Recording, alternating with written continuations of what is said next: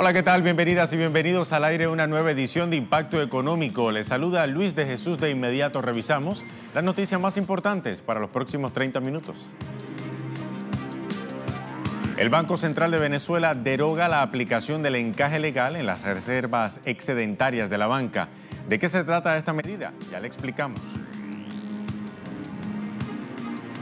En nuestro expediente económico de hoy hablamos de la economía colaborativa, un término del que se apropió el mercado internacional para su beneficio. Y además, en Economía 360 analizamos la segunda jornada del Foro Económico Mundial de Davos. ¿Qué se dijo allí? Ya le contamos.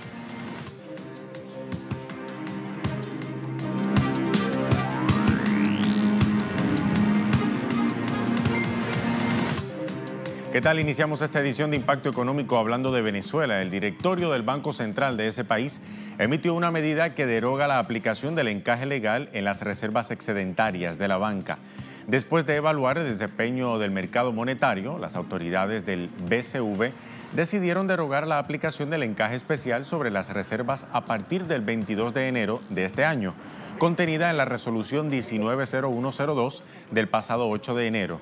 La pasada fecha, el Banco Central estableció el incremento del encaje marginal en 60% para instituciones bancarias.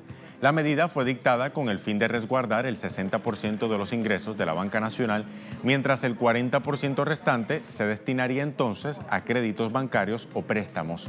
En una nota de prensa, la institución bancaria indica que la decisión para no aplicar la medida se enmarca dentro de los objetivos del Programa de Recuperación Económica, Crecimiento y Prosperidad y también el seguimiento de variables. Ahora bien, usted se estará preguntando de qué se trata esto del encaje legal y para qué sirve. Bueno, aquí le mostramos. El encaje legal se le define en forma técnica como el porcentaje de los depósitos totales que la banca debe mantener como reserva obligatoria en el Banco Central, como medida para garantizar que los bancos siempre tengan dinero disponible en caso de que sus clientes lo requieran.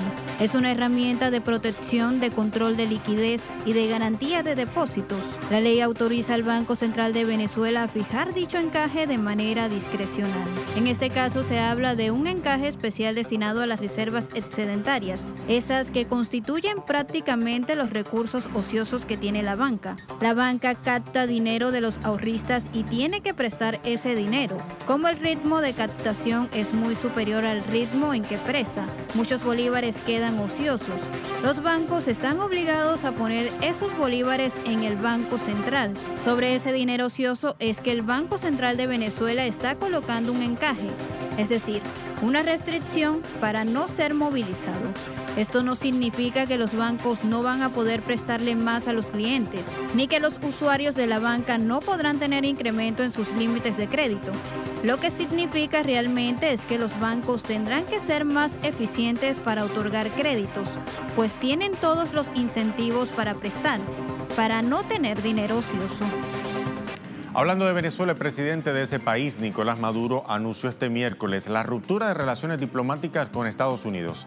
El anuncio lo hizo en respuesta a las declaraciones injerencistas hechas por Washington y durante la conmemoración del 23 de enero, día de la reafirmación de la democracia en ese país suramericano. Por eso anuncio ante los pueblos y naciones libres del mundo que como presidente constitucional, jefe de Estado, jefe de gobierno, en cumplimiento de mis funciones que juré frente al pueblo, de respetar y hacer respetar la independencia, la soberanía y la paz de la República, he decidido romper relaciones diplomáticas y políticas con el gobierno imperialista de los Estados Unidos. ¡Fuera! ¡Se van de Venezuela! ¡Basta de intervencionismo! Era el mensaje del presidente constitucional de Venezuela, hablando de otro tema. Ahora, ante los organismos financieros internacionales, Perú figura como uno de los países ejemplo de la región por sus datos macroeconómicos positivos. Pero la pregunta que debemos hacer es a quién favorece realmente este tipo de economía cuando se pierden empleos. Según datos del Instituto Nacional de Estadística e Informática, la capital peruana perdió más de 16.000 empleos formales en 2018.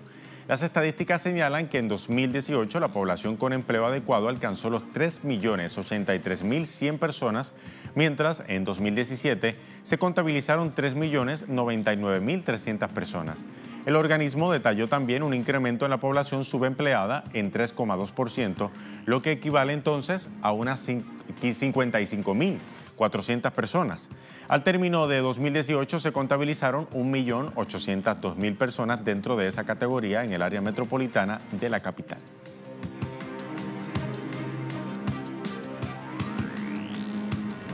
El presidente de México, Andrés Manuel López Obrador, promete invertir en zonas afectadas por el robo del combustible, un vestigio de la corrupción en la que se encontraba sumido el país bajo la anterior administración. Veamos.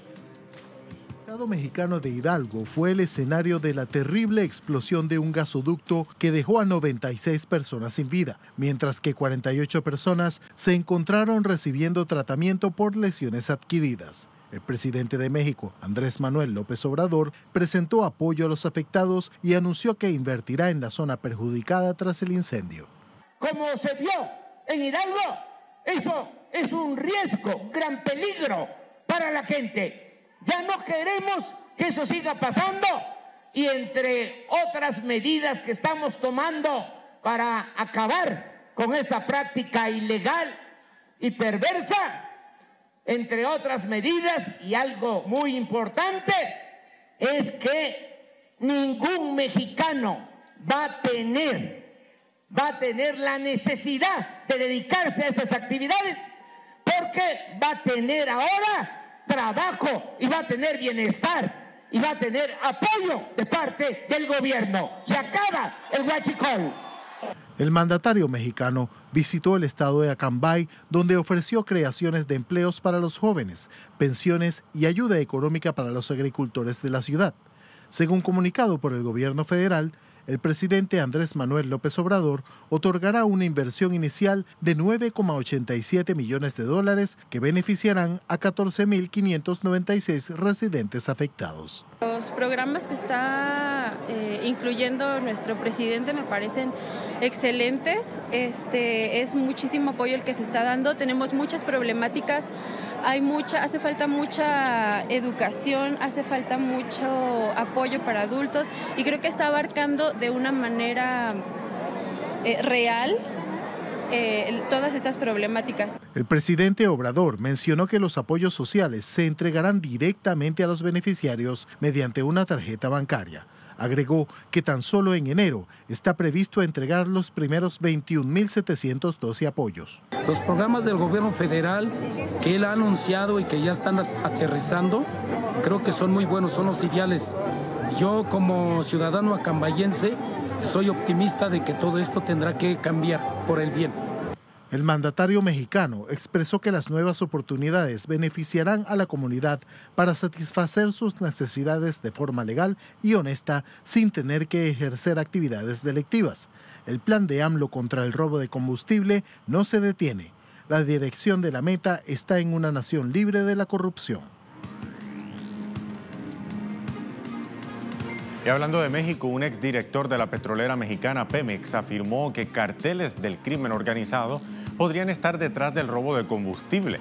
En una rueda de prensa, Jesús Reyes Heroles dijo que cárteles del crimen como el de Sinaloa, del Golfo, los Zetas y el de Jalisco Nueva Generación participan en el robo, almacenamiento, distribución y expendio del combustible que obtienen ilegalmente de Pemex. El producto hurtado no solo es vendido en México. De hecho, en el caso del crudo, también es exportado a Estados Unidos por el cártel Jalisco Nueva Generación, que lo enviaría a empresas refinadoras en Texas. Asegura que en el tiempo que estuvo al frente de Pemex, por nula tecnología, ignorancia o falta de dinero, creció la actividad de robo y agregó que no había suficiente inteligencia para combatir ese fenómeno delictivo. Llegó el momento de hacer una primera pausa en nuestro impacto económico. Al regreso abrimos nuestro expediente económico y hablamos del fenómeno de la economía colaborativa. ¿De qué se trata? Ya le contamos.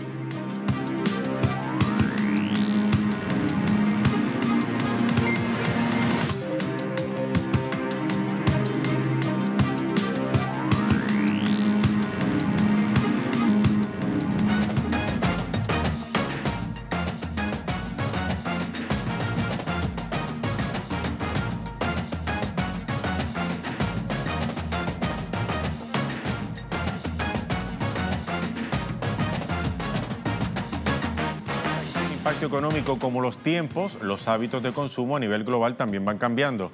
Hoy día se impone la idea de que la opción más inteligente es usar algo en común que pueda ser eventualmente intercambiado y no forzosamente comprado. Economía colaborativa le llaman algunos. Veamos. En palabras de Ignacio Ramonet, periodista y escritor, la economía colaborativa es un modelo económico basado en el intercambio y la puesta en común de bienes y servicios, inspirado en las utopías del compartir y de valores no mercantiles como la ayuda mutua o la convivialidad, y también del espíritu de gratuidad. Se trata de una práctica económica que plantea la opción de abandonar una economía basada en la sumisión de los consumidores o la competición entre los productores y pasar a una economía que estimula la colaboración y el intercambio entre los usuarios de un bien o de un servicio. Visto así, esto propone un desafío abierto a las formas tradicionales de mercadear necesidades. Sin embargo, se trata de un cambio que en gran medida es la consecuencia de la crisis del 2008 y del empobrecimiento general de la sociedad que destrozó el ideal de propiedad de las familias e hizo recular a los bancos pioneros de la especulación inmobiliaria a prestar sin precaución. Ahora la gente desea consumir a menor precio y también disponer de otras fuentes de ingresos. Y así como se plantea, podría haber traído cosas muy positivas. Pero lo cierto es que la economía colaborativa también tiene otros escenarios muy adversos. Bajo este concepto, empresas con inversiones multimillonarias de fondos de capital utilizan términos como comunidad, protección del medio ambiente o compartir para vender un nuevo modelo de negocio que quita poder a los trabajadores, tributa en paraísos fiscales y que presiona para liberalizar los sectores en los que opera. Al final se ha convertido en un gran negocio concentrando la riqueza de unas grandes marcas que se quedan con la mayoría de los beneficios en detrimento de los actores que participan. La pregunta es, ¿se trata entonces de economía colaborativa o mercantilización aumentada?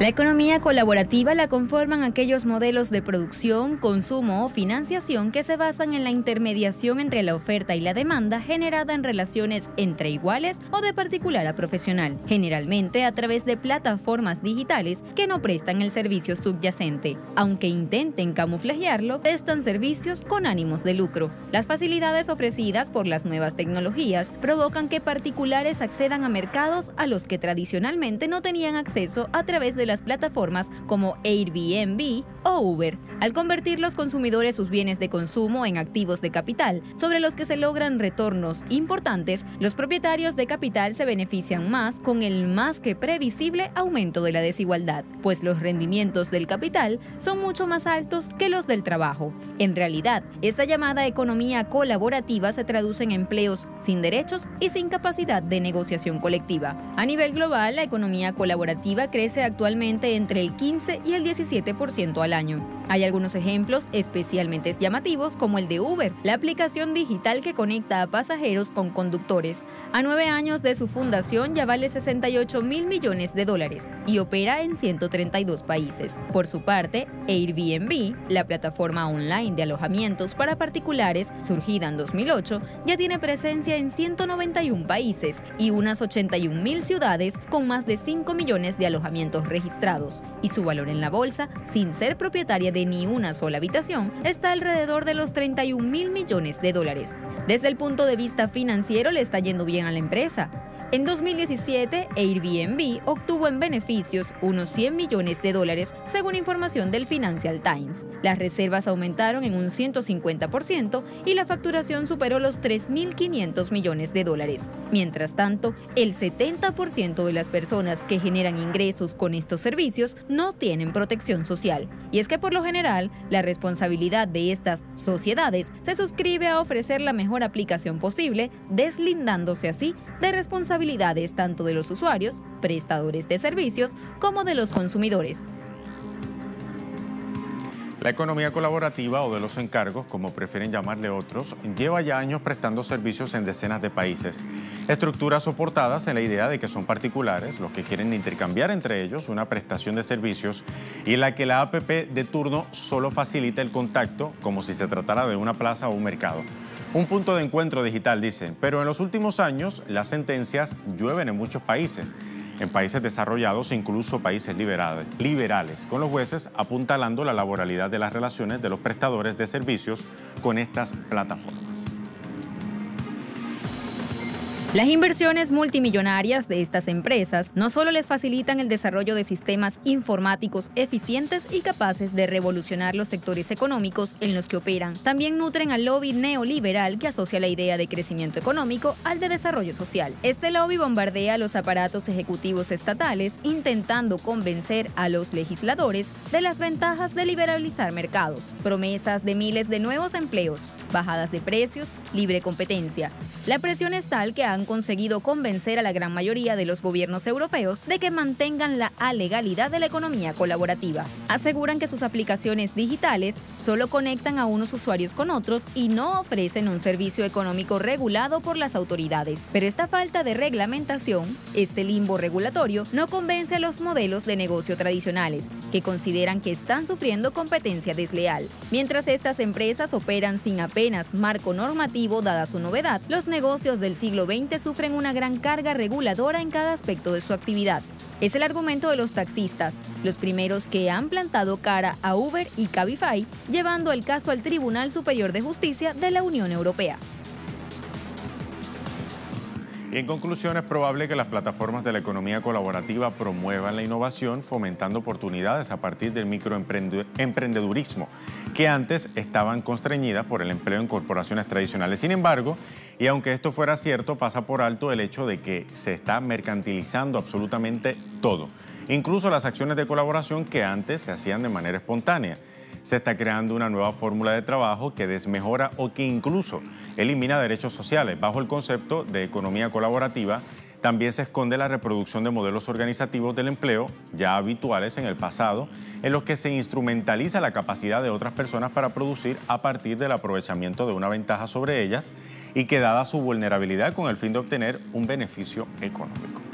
Así, en conclusión, llegamos al momento de hacer una segunda pausa aquí en Impacto Económico. A regreso revisamos Economía 360. Hablamos nuevamente del Foro Económico Mundial de Davos. Ya venimos.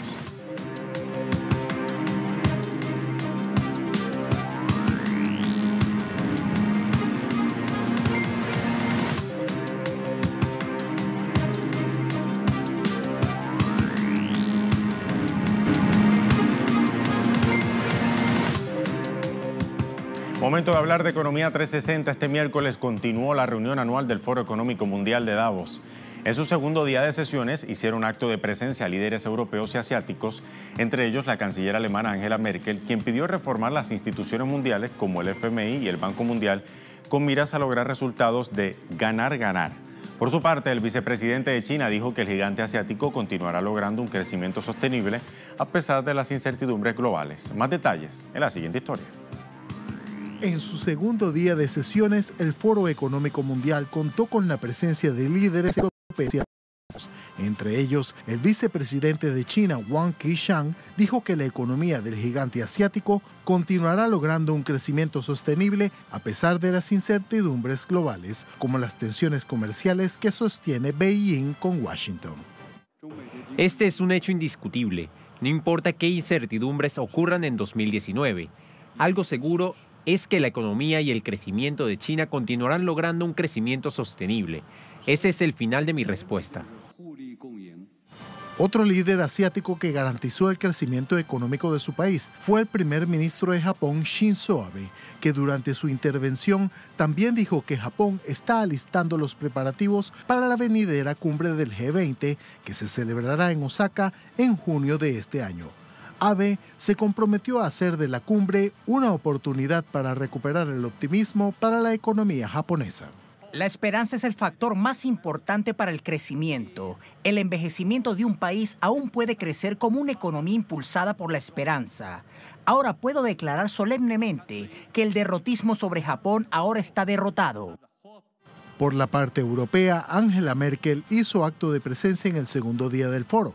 expresando que desea que Reino Unido se divorcie del bloque comunitario de manera ordenada, pues desea que su país y los 27 socios de la Unión Europea tengan una relación cercana con Reino Unido después de que abandone el bloque. Merkel también instó a las potencias occidentales a pensar más allá de sus estrechos intereses nacionales y a reformar las instituciones mundiales como el Banco Mundial y el FMI con miras a lograr resultados ganar-ganar. También hemos experimentado que estas organizaciones internacionales son lentas cuando se trata de reformas. Cuando pienso en cuántos años nos llevó a superar la reforma de las cuotas en el Fondo Monetario Internacional o el aumento de capital en el Banco Mundial. En última instancia, estos cambios fueron urgentemente necesarios porque los países ya emergentes como China e India influyen mucho más en nuestra economía mundial y cuando un sistema existente tarda demasiado en reaccionar ante esto, como consecuencia, otros se hacen notorios a través de nuestras instituciones.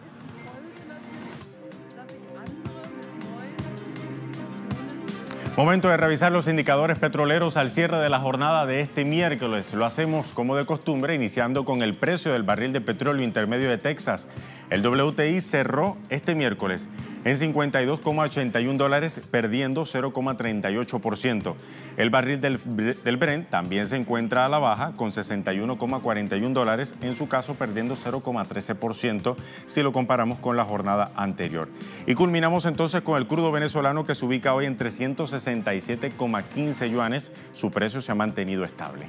Así llegamos al final de esta edición de Impacto Económico, como siempre con la invitación de que nos siga en redes sociales, en Twitter, @TelesurTV, @TelesurImpacto. Hasta la próxima.